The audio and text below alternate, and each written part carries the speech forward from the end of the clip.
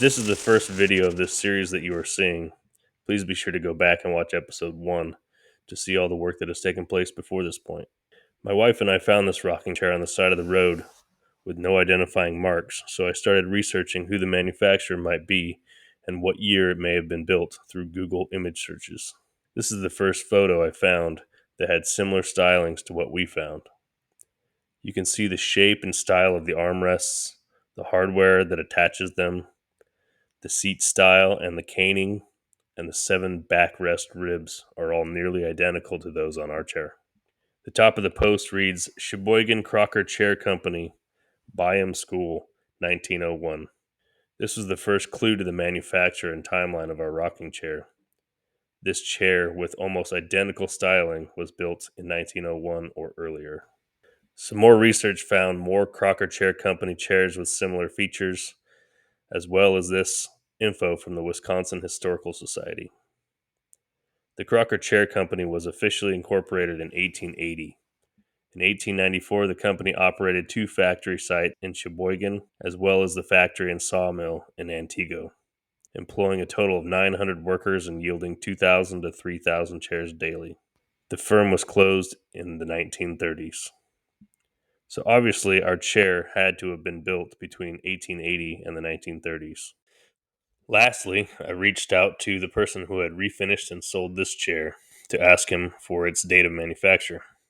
He responded, late 1800s to 1910 era.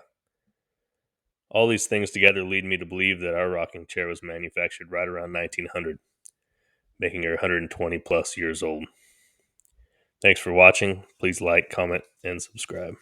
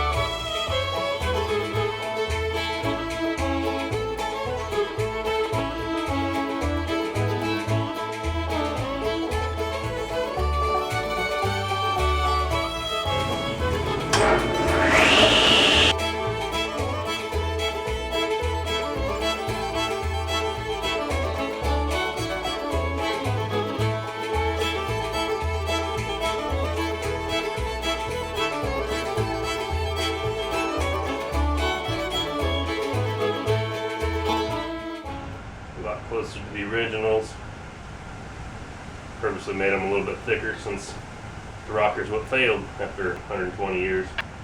So, build them a little bit thicker. I don't want them super thick like they were. Like them kind of awkward. I think it looks a little more feminine, a little more refined than they were. So, I think that'll be good.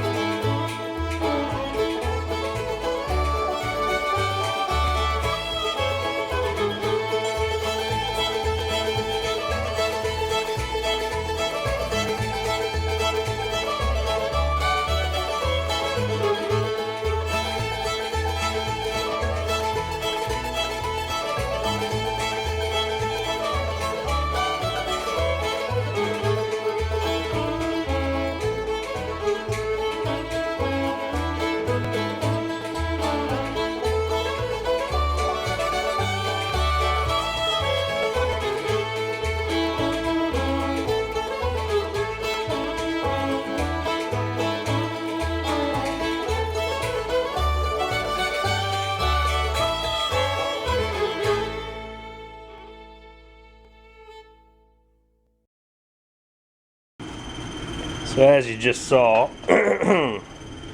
just drilled out the bottom of this upright piece, which is the old rocker.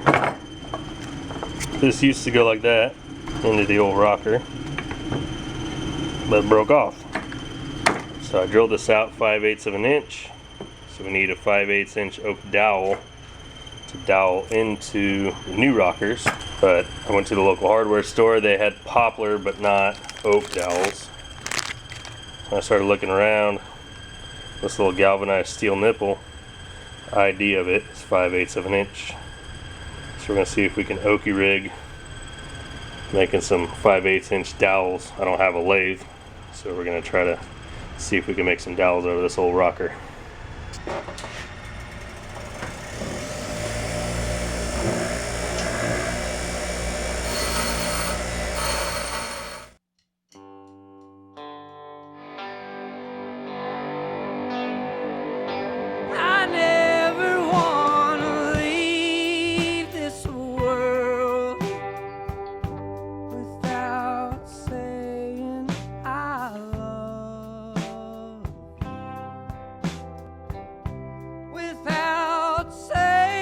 What you mean to me, you know you make me happy.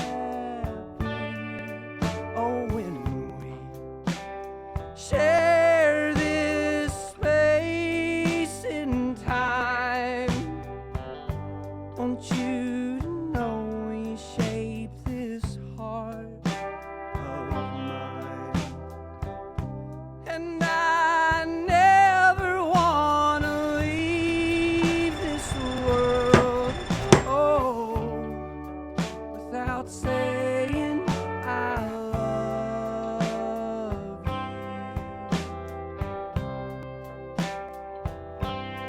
Oh, and out in the woods, this picture is Well, I don't think that's going to work.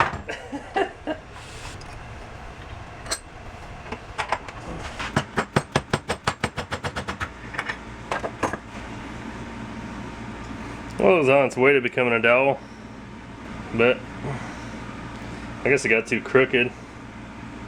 Split on the wood grain. That looks like a pretty good dowel. So I guess we'll either have to get it straighter with the grain or just give up and go buy one, but I guess we'll see what we can do.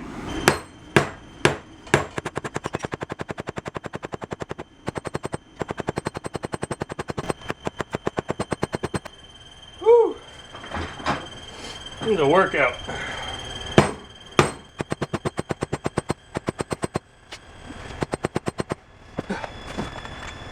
Well, she ain't pretty, but she looks like a dowel. Kinda. See if it works. Nice and shiny. I owe my life to even my enemies, the ones who have loved me, the ones who have tried. Their grips on my heart and their grips on my mind.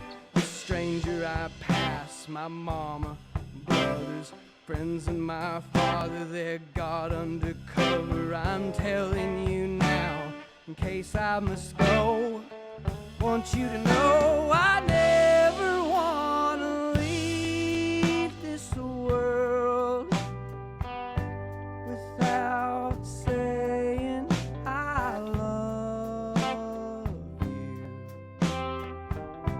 Without saying what you mean. My woodshop teacher in high school once said there's no such thing as too much wood glue. Thanks, Mr. Eck.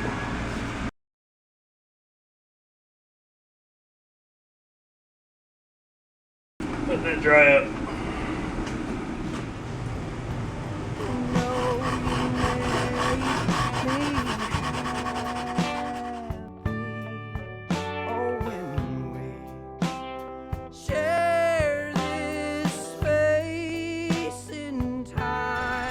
So today is January 10th.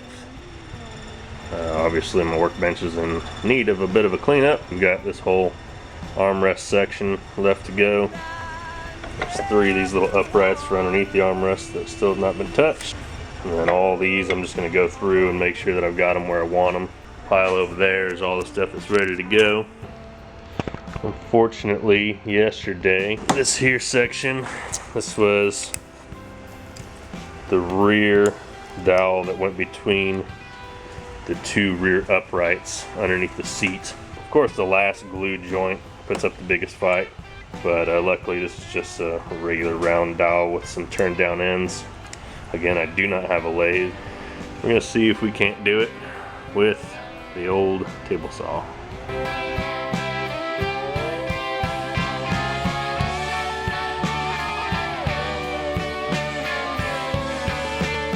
I never wanna leave this world without saying I love you, without saying what you mean to me. You know you make me happy. Oh, when we share this.